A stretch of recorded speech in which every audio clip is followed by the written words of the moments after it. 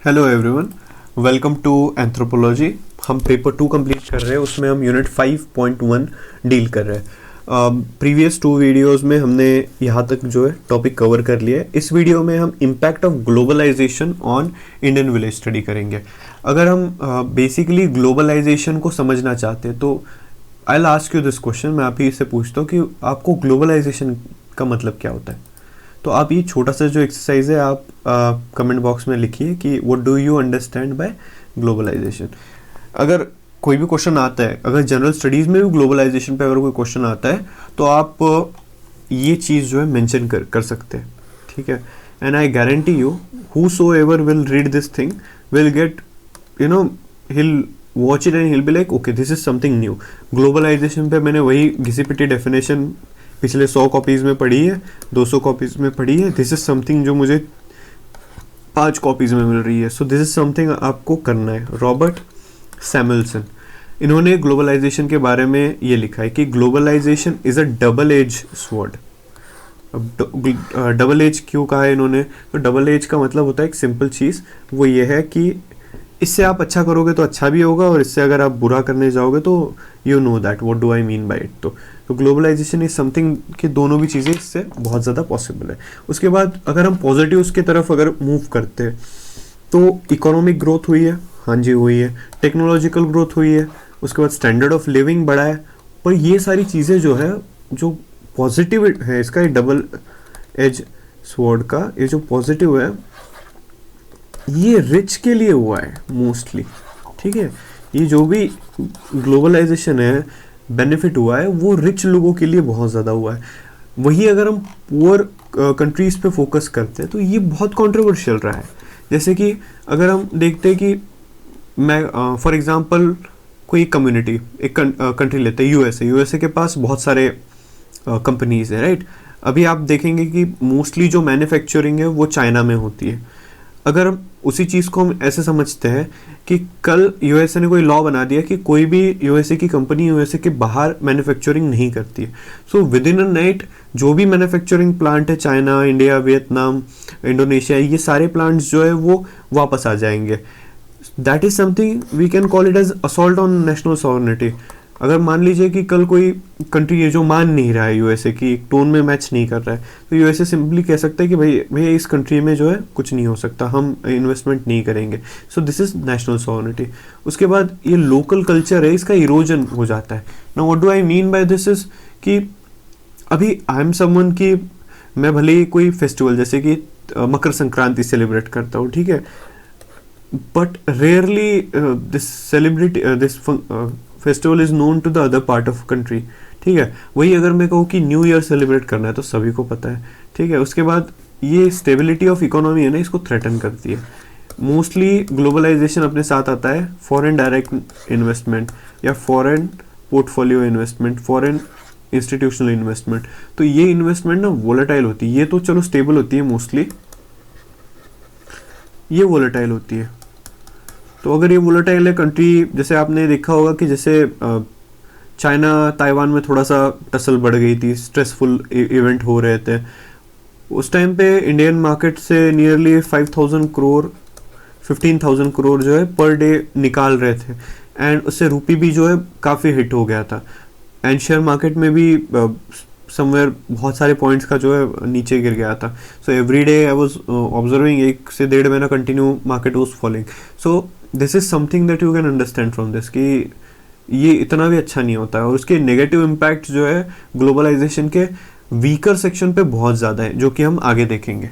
तो ग्लोबलाइजेशन अगर हम बात करते हैं तो एक चीज़ होती है कि रिमूवल ऑफ बैरियर जितने हो सके उतने कम हो, फ्री ट्रेड हो और क्लोज इंटीग्रेशन हो। मतलब कोई चीज़ हो यूएसए में, मान लीजिए कि टेक्नोलॉजी बन रही है, रिसर्च हो रही है, इंडिया में मैन्युफैक्चरिंग हो रही है, इंडिया में जो है चाइना से बटन्स आ रहे हैं, इंडोनेशिया से कपड़ा आ रहा है, इजिप्ट से कॉटन आ रहा है, यहाँ से स्ट्रिंग्स आ रहे हैं मान लीजिए, और इंडिया में मैन्युफैक्चरिंग हो रही है। उसके बाद यूरोप में जाके ये बेच रहे हैं। तो ये होता है चीज़ें। ये सारी कंट्रीज, जितनी भी कंट्रीज होगी एक दूसरे पर डिपेंडेंट हो जाएगी। सो उसके लिए मुश्किल हो जाएगा फिर इन दोनों के साथ उस टाइप से रिलेशन अपने सीवियर करने के, ठीक है, मतलब प्रॉब्लमेटिक क्रिएशन करने के। उसके बाद ये होता है ग्लोबलाइजेशन अपने साथ लाता है ग्लोबल कॉन्शियसनेस। हम यहाँ पे मैंने मेंशन किया वसुधैव कुटुंबकम। तो एक ग्लोबल कॉन्शियसनेस मतलब हम जब सोचते हैं, हमारी थिंकिंग एक प्रोसेस होती है जो लिमिटेड होती है। मोस्टली बहुत से लोग होते हैं कि वो रीजनलिज्म में फंस जाते हैं, अपने गांव तक सीमित रहेंगे, कुछ लोग अपने डिस्ट्रिक्ट तक सीमित रहेंगे, कुछ लोग अपने रीजन तक रहेंगे, कुछ अपने स्टेट तक रहेंगे, कुछ अपने कंट्री तक रहेंगे, या हो गए कुछ जो पूरे अर्थ के बारे में सोचेंगे। तो globalisation activates the global consciousness. उसके बाद इंडिया में ग्लोबलाइजेशन जो है 1991 में LPG reform, liberalisation, privatisation and globalisation, ठीक है। तो ये ग्लोबलाइजेशन यहाँ से आया था।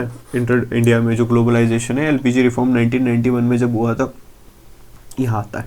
उसके बाद ग्लोबल कम्युनिकेशन होता है, ठीक है, जिसमें हम कल्चर और आइडेंटिटी ये दोनों चीज़ें जो है शेयर करते हैं जब एक ग्लोबल प्लेटफॉर्म होता है। उसके बाद वर्ल्ड सोसाइटी बनाने के तरफ हम लोग बढ़ते हैं। We make a roadway और pathway towards the global society. India में अगर हम इसको समझे तो इसको ऐसे कह सकते हैं कि वसुधैव कुटुंबकम, that whole world is a family, a big family. तो this is something which is inherently present in India, understood.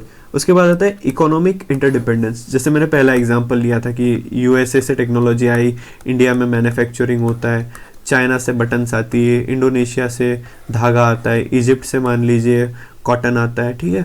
उसके बाद इंडिया में मैन्युफैक्चरिंग होकर यूरोप में हम बेच देंगे। तो दिस इज इकोनॉमिक डेवलपमेंट। अगर ऐसा होता है तो यूएसए कभी इंडिया के साथ रिलेशन ख़राब करने के बारे में नहीं सोचेगा, इजिप्ट नहीं सोचेगा, सिमिलरली इंडिया भी रेसिप्रोकेट करेगा। उसके बाद आता है ग्लोबल पॉलिटिक्स। तो अभी अगर आप क्लोजली फॉलो कर रहे हैं दिस यूरोप वर्सेस, मतलब यूक्रेन वर्सेस रशिया, तो ये क्या है, ग्लोबल पॉलिटिक्स है। बस एक दूसरे पे प्रेशर टैक्टिक्स करो। अब इंडिया का बस एक ही है स्ट्रेटेजिकल क्या कहते हैं उसको, लो पॉइंट, वो है एनर्जी। हमारे पास ना एनर्जी है और ना हमारे पास मिनरल्स है। हम ये चीज़ों में जो है पीछे, यही हमारा एक रेस्ट्रिक्टिंग फैक्टर होता है कि हम एक इंडिपेंडेंट फॉरेन पॉलिसी नहीं चला सकते। बट राइट नाउ जिस टाइप से इंडियन गवर्नमेंट ने इतना ज़्यादा वर्ल्ड प्रेशर सहा है और लाइक टैकल्ड इट, और विदाउट फर्स्ट, मतलब ऐसा होता है ना किसी के पसीने छूट जाते हैं, Indian government have done it in a incredibly great way. So this is global political pressure. इसको कुछ भी मतलब होता है ना कि हम जैसे प्राइम मिनिस्टर हैज सेड कि we are second largest country, अभी we are going to be the largest population वाली country. We can create the global pressure. Globe cannot create pressure on us. So that is something which gives us a confidence. उसके बाद हम जब just एक basic general impact देखते हैं globalisation के, किसी चीज़ पे नहीं, जस्ट जनरल इम्पैक्ट देखते हैं, ठीक है। उसमें से सबसे पहले होता है तो उसमें होता है कि लिबरल इकोनॉमिक प्रिंसिपल। कुछ बेसिक टेनेट्स है, ठीक है, बेसिक टेनेट्स है जैसे कि लिबरल इकोनॉमिक प्रिंसिपल, ठीक है। उसके बाद डोमेस्टिक पॉलिटिक्स को इन्फ्लुएंस करती है ग्लोबल चीज़ें। फॉर एग्जांपल मान लीजिए कि India is a sugar producing country, हो गया, शुगर प्रोड्यूसिंग कंट्री है इंडिया। अब अगर ये सारी चीज़ें जो है वर्ल्ड मतलब ग्लोबल मार्केट में पूरा का पूरा ब्राज़ील का क्रॉप, शुगर का क्रॉप फेल हो गया और शुगर के जो रेट्स है वो स्काई रॉकेट हो गए एकदम, मतलब मान लीजिए कि 1000 रुपये किलो हो गए, ठीक है, which should not happen but हो गए। अब इंडिया में तो वही है 50-60 रुपीज़, ठीक है। तो अब जो फार्मर्स है वो भी कहेंगे हम तो इधर बेचेंगे, यहाँ पे बेचेंगे। सो ये डोमेस्टिक पॉलिटिक्स जो है वो सारी चीज़ें यहीं पे इन्फ्लुएंस होती है। उसके बाद cultural synchronisation.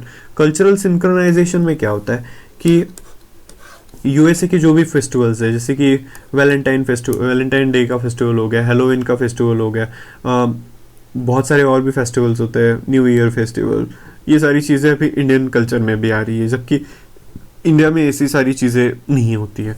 Then next thing is world become more uniform and standardise, ठीक है।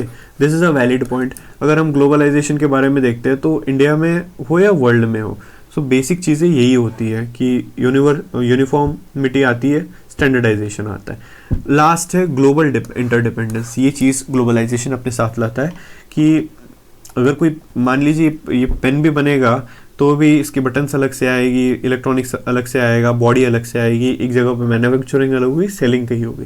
That is global dependence. अब देखते हैं कि विलेज पे ग्लोबलाइजेशन का इम्पैक्ट क्या होता है। इसमें से हम स्टार्ट करते हैं सबसे पहले ए जनरल इम्पैक्ट। इसमें जनरल इम्पैक्ट्स क्या क्या होते हैं, ठीक है, ये सारी चीज़ें हम देखते हैं। तो सबसे पहले आता है कि commercialisation of agriculture. Commercialisation of agriculture में क्या होता है कि एग्रीकल्चर एज एन जो चीज़ है ये कमर्शियलाइज हो गई है, ठीक है। I'm just give me a minute, I'm changing the color.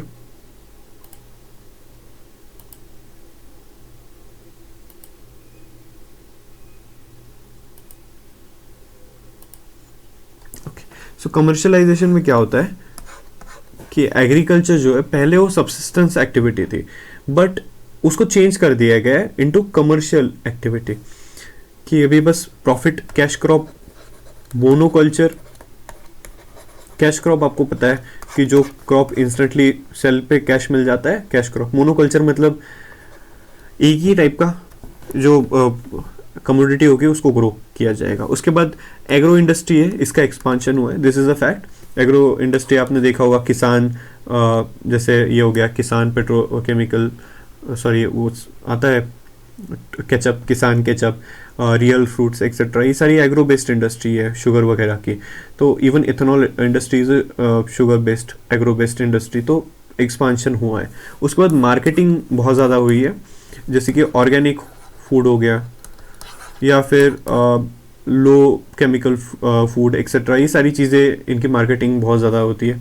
उसके बाद इंटरनेशनल ट्रेड, ये सिग्निफिकेंटली बढ़ा है, इसकी जो क्वांटिटी है, इसका जो बल्क है वो बहुत ज़्यादा बढ़ा है। रिसेंट ईयर में इंडिया ने अब तक का हाईएस्ट एग्रीकल्चरल एक्सपोर्ट किया है, एंड विलेज इज़ समथिंग जिसने इसको पॉसिबल होने में बहुत ज़्यादा कंट्रीब्यूशन दिया है।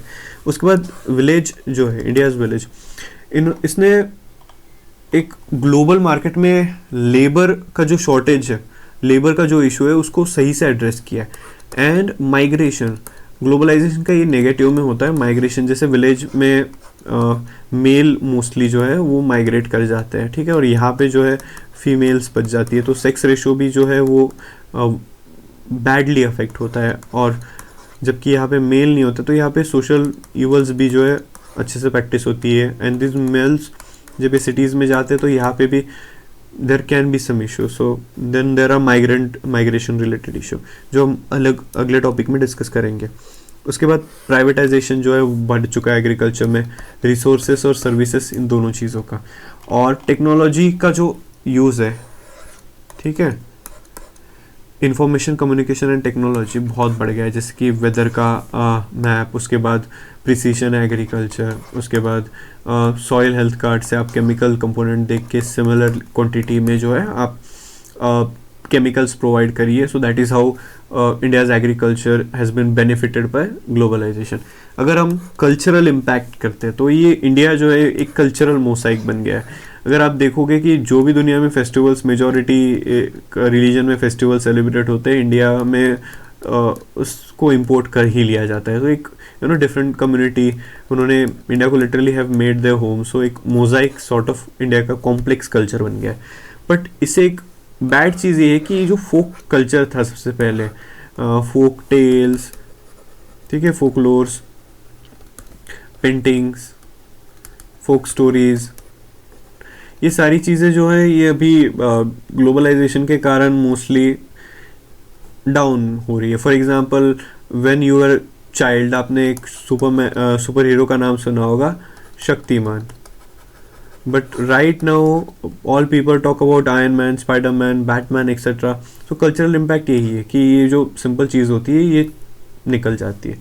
फिर वेस्टर्नाइजेशन, आपने बहुत ज़्यादा वेस्टर्न कल्चर को अडॉप्ट कर लिया है, और इंटरमिंगलिंग ऑफ कल्चर, जैसे कि हमने इंडिया में बहुत सी चीज़ें होती है, आलू टिक्की। अब आलू टिक्की आपको कहीं और मैकडोनल्ड्स में नहीं मिलेगी, सिर्फ इंडिया में मिलती है aloo tikki. Intermingling of culture. Economy, demand जो है विलेज जनरेट करता है, और डिमांड जो है वो बहुत ज़्यादा बढ़ रही है। उसके बाद मटेरियल अक्यूमुलेशन जो है विलेज में बहुत ज़्यादा बढ़ रहा है। आपकी ज़रूरत नहीं है पर आप ईयरफोन्स ले रहे हैं, 2-3 ज़्यादा ईयरफोन्स ले रहे हैं, मोबाइल, ये सारी चीज़ें, इलेक्ट्रॉनिक्स वगैरह वगैरह आप अक्यूमुलेट कर रहे हो, जो कि ज़रूरत भी नहीं है। उसके बाद माइग्रेशन के कारण सेक्स रेशो पे नेगेटिव इम्पैक्ट पड़ रहा है। उसके बाद जजमानी सिस्टम है, इसका डिसइंटीग्रेशन हो रहा है, जिसका जो बेसिक रोल है वो बैंक, शॉप और प्रोफेशन एक्सेट्रा कवर कर रहे हैं। अनएम्प्लॉयमेंट इंडिया में या किसी भी रूरल एरिया में बढ़ रहा है। और अभी तो यही चीज़ चल रही है, आप समझ रहे हो कि इम्पोर्ट्स, मशीन मेड इम्पोर्ट चीज़ें वर्सेस हैंडमेड हैंडक्राफ्ट, ये टसल हो रही है। वो मोस्टली इसमें ये चीप होती है तो ज़्यादा बिकती है और हैंडक्राफ्ट नहीं बिकते। उसके कारण आर्टिजन जो लाइफ है वो नेगेटिवली इम्पैक्ट कर गई है। और इसका रीज़न बस एक ही है कि मशीन मेड जो भी इक्विपमेंट है वो। सोशल इम्पैक्ट क्या हुआ है, तो फ्रैगमेंटेशन हुआ है जॉइंट फैमिली का, जो ट्रेडिशनल सिस्टम है। न्यूक्लियर फैमिलीज जो है वो बढ़ गई है। एल्डरली जो है उनको बस पीछे छोड़ दिया है, मतलब गांव में छोड़ दिया और बच्चे चले गए सिटी में। उसके बाद कंज्यूमरिज्म जो है वो बहुत ज़्यादा बढ़ रहा है, मतलब आपकी ज़रूरत नहीं है फिर भी आप फालतू की चीज़ों में ज़्यादा इन्वेस्टमेंट कर रहे हैं। For example khadi is something which is great. Khadi के जीन्स आते हैं जो कि 700 रुपीज़ में best of the best quality में आपको मिल जाता है। वही खादी जो है डेनिम और लिवाइस जो है इंपोर्ट करता है, इंडिया से ले जाता है या फिर इंडिया में कॉन्ट्रैक्ट देके बनाता है, उसमें सिर्फ डेनिम या लिवाइस का स्टिकर लगाता है और इंडिया में यही जो है 2000, 3000, 10,000 रेट में भेजता है। So people are very much consumerist की ये अच्छा होगा, महंगा है तो अच्छा है वाला एटीट्यूड के साथ ये चीज़ें कर लेते हैं और यहीं पे जो है मार खा लेते हैं। उसके बाद इसने एक सबसे बड़ा अगर फेलियर देखा जाए ग्लोबलाइजेशन का, तो सोशल इवल को कर्ब करना डिफ़िकल्ट हो गया। जैसे कि क्राइम्स बढ़ रहे हैं, abuse, various sort of abuse women पे वो बढ़ रहा है। इलिटरेसी अभी तक कंट्रोल में नहीं आई, 73% आर जस्ट इलिटरेट, मतलब फिर भी 27% जो है वो 73% लिटरेसी रेट है और सिर्फ 27 बचे हुए 27 इलिटरेट है। तो this is something which is a problem. बहुत सारा जैसे कि LGBT कम्युनिटी है, इनके साथ भी सही सा ये नहीं हो रहा है, बिहेवियर नहीं हो रहा है। तो ये सारी चीज़ें जो है सोशल लेवल में आती है। सती प्रथा अभी भी चल रही है। Untouchability, most importantly untouchability, caste system, ये सारी चीज़ें अभी भी प्रिवेलेंट है। So what do I mean by this is कि ये चीज़ें आज भी है despite of globalisation being a main force. So you can understand अगर ग्लोबलाइजेशन नहीं होता तो even this 70 years would have been like just 10 years।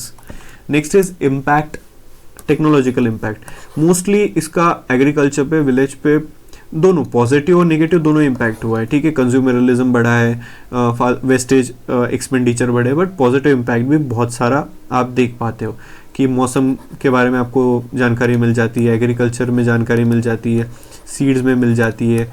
ई-नैम portal पे जो कहीं आप उगा रहे हो उसका बेस्ट प्राइस मिल जाता है। ठीक है, डीबीटी से जो है डायरेक्ट बेनिफिट ट्रांसफ़र से पैसे आपके घर में ट्रांसफ़र हो जाते हैं डायरेक्ट अकाउंट में, सॉरी, एंड पीडीएस से आप जो है ले सकते हो। तो this is something technological impact. फिर टेक्नोलॉजिकल एजुकेशन, ये जो चीज़ है ये भी बढ़ गई है। तो आप अभी घर बैठे इलेक्ट्रिसिटी भी आ गई है, इंटरनेट भी आ गया है, तो घर बैठे जो है आप एजुकेशन आपका कंप्लीट कर सकते हो। ठीक है, दिस इज़ टेक्नोलॉजिकल इम्पैक्ट। उसके बाद अगर हम एग्रीकल्चर पे प्रिसाइजली देखें कि एग्रीकल्चर में क्या इम्पैक्ट हुआ है, ठीक है, तो ये इम्पैक्ट है जो एग्रीकल्चर में आते हैं।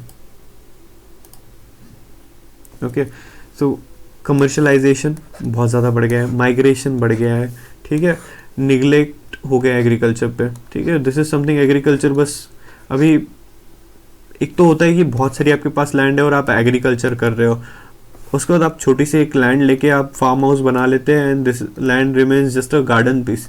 सो निगलेक्ट हो रहा है। मशीनरी में इन्वेस्टमेंट बहुत ज़्यादा बढ़ गई है। उसके बाद high yielding variety and genetic modified crop भी मार्केट में आ रहे हैं।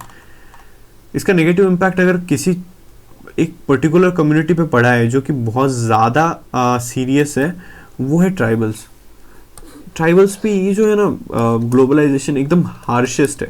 इसका सेपरेट क्वेश्चन है, जब हम यूनिट 6-7 पे जाएंगे तो ट्राइबल पे फोकस करेंगे क्योंकि उनका पूरा यूनिट ही हमने डेडिकेटेड किया है। यहाँ पे हम जस्ट एक बेसिक देखते हैं कि ग्लोबलाइजेशन का क्या इम्पैक्ट है। तो it was a harshest impact on tribal.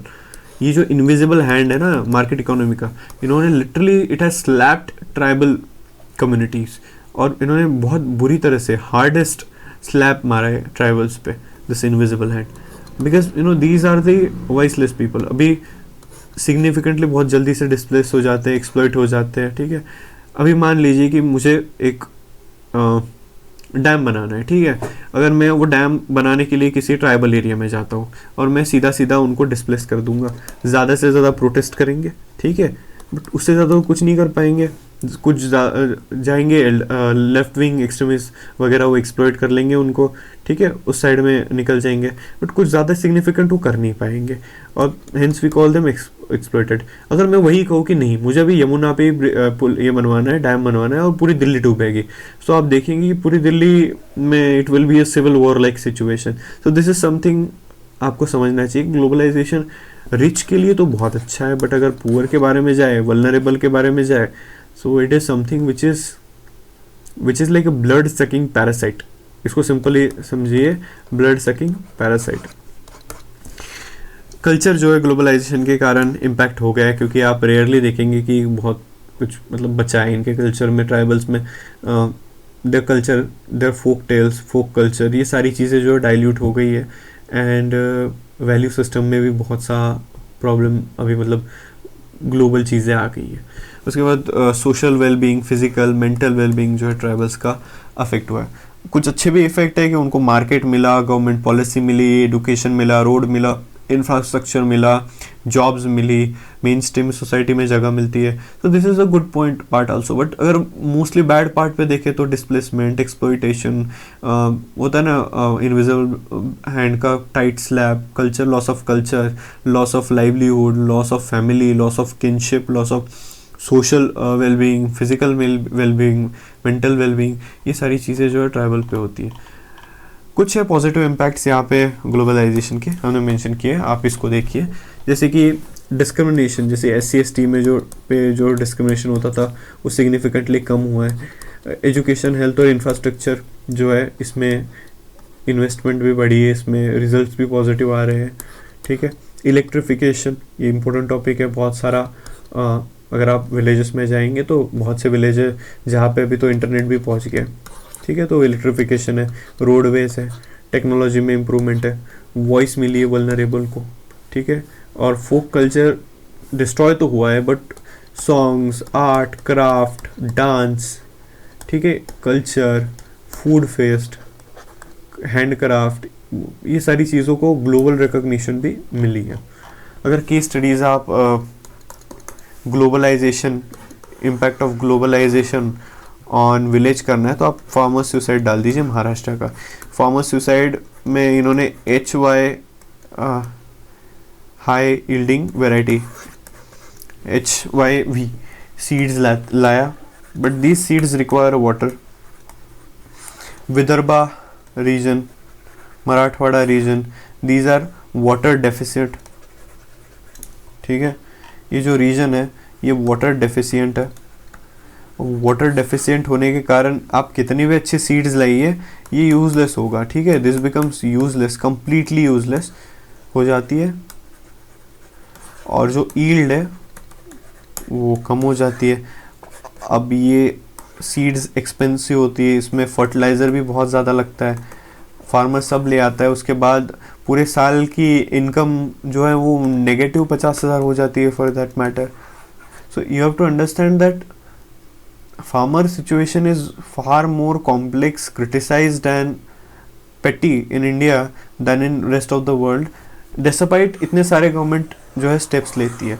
The major reason is that we have a lot of efforts, government takes a lot of significant efforts, but the direction of the efforts is not streamlined. एक इधर जा रही है, एक effort इधर जा रहा है, एक एफर्ट इधर आ रहा है, दो एफर्ट जो है इनको रिट्रैक्ट कर रहे हैं।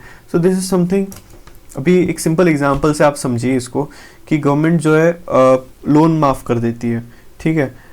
To be very honest, government ने सिंपल कहना चाहिए कि हम स्मॉल या मीडियम फार्मर जो है वहाँ तक का लोन माफ़ कर देंगे, क्योंकि इसका जो मेजॉरिटीली क्या कहते हैं उसको, मेजॉरिटीली जो बेनिफिट होता है वो लार्ज फार्मर्स को होता है।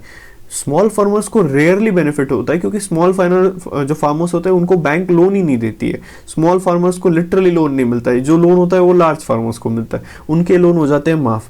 अब ये जो स्मॉल फार्मर्स होते हैं ये mostly money lender, family member या पास का जो भी बाहुबली सॉर्ट ऑफ इंसान होगा उससे पैसे लेते हैं। अब पैसे तो वापस दे नहीं पाता, and then when a person can not return the money, आप जानते हैं फिर there are a lot of exploitatory method which happens, and when person cannot take it anymore, the person commits suicide. That is precisely the case study as far as the Maharashtra is concerned. So unit 5.1 is over. In the next video when we meet, we'll do 5.2, next video 5.3. So stay tuned and watch the coming video, and good luck. Do 2-3 topics a day and make sure you're studying well. Have great luck.